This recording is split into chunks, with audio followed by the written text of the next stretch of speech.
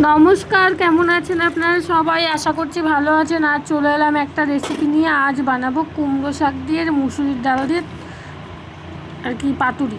তার জন্য এখানে কড়াইতে জল দিয়ে জলটাকে গরম করে নিয়েছি। আর কুমড়ো শাকগুলো ডাঁটা পাতা কুচি কুচি পাতা রেখে কেটে ধুয়ে জল ঝরাতে রেখে দিয়েছিলাম। তাই দিয়ে এবার দিয়ে দিলাম লবণ আর কাঁচা লঙ্কা চেরা দিয়ে এটাকে ভালো করে একটু খানিকক্ষণ সেদ্ধ করছি। মজে এসছে খানিকটা। এবার দিয়ে দেবো ডাল। আর ডালটাকে মুসুরির ডাল নিয়েছি, আপনারা মটর ডাল বা অন্য কোনো ডাল দিয়েও করতে পারেন। আমি মুসুরির ডাল দিয়ে আজকে করছি। আর মুসুরির ডালটাকে আমি আলাদা করে সেদ্ধ করে নিয়েছিলাম ভাতের মধ্যে দিয়ে, এই কোটোতে করে সেদ্ধ দিয়েছিলাম, স্টিলের কোটো।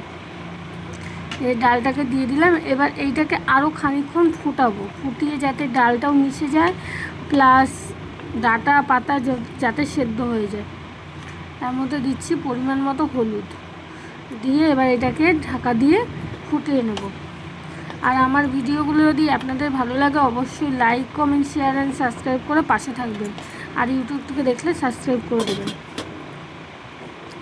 এই যে ফুটে এসে ঘন ঘন করেই এই ডালটা রান্না করতে হয়। এইভাবে রান্না করলে গরম ভাতের সাথে লেবু দিয়ে খেতে কিন্তু খুবই ভালো লাগে।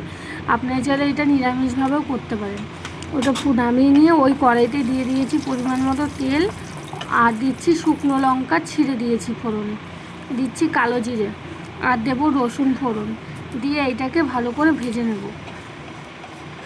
কালো জিরেটাও ভাজা হয়ে এসছে। এবার রসুনটাকে দিয়ে থেতো করা রসুন দিচ্ছি এখানে, দিয়ে এটাকেও ভেজে নেব। রসুনের যে একটা সেন্ট, সেই সেন্টটা যেন আরও ডালটা যেন খুবই ভালো লাগে খেতে। আর ওখানে এখন কেমন গরম পড়েছে অবশ্যই জানাবেন। আমাদের এখানে কিন্তু প্রচণ্ড গরম। এবার ওই রসুনটা ভেজে নিয়েছি। এবার এই ডাল শাক আর ডালটাকে দিয়ে দিলাম, দিয়ে এবার এটাকে ফুটতে দেবো। ফুটিয়ে সামান্য একটু চিনি দিয়ে নামিয়ে নেব।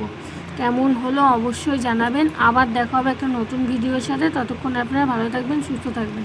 আর উপর থেকে একটু ভাজা জিরের গুঁড়ো ছড়িয়ে দিয়েছি, দিয়ে নামিয়ে নিচ্ছি। দেখুন কত সুন্দর হয়েছে। এইভাবে কিন্তু আপনারাও করে খাবেন, আমাকে জানাবেন। আজ তাহলে আসি, বাই।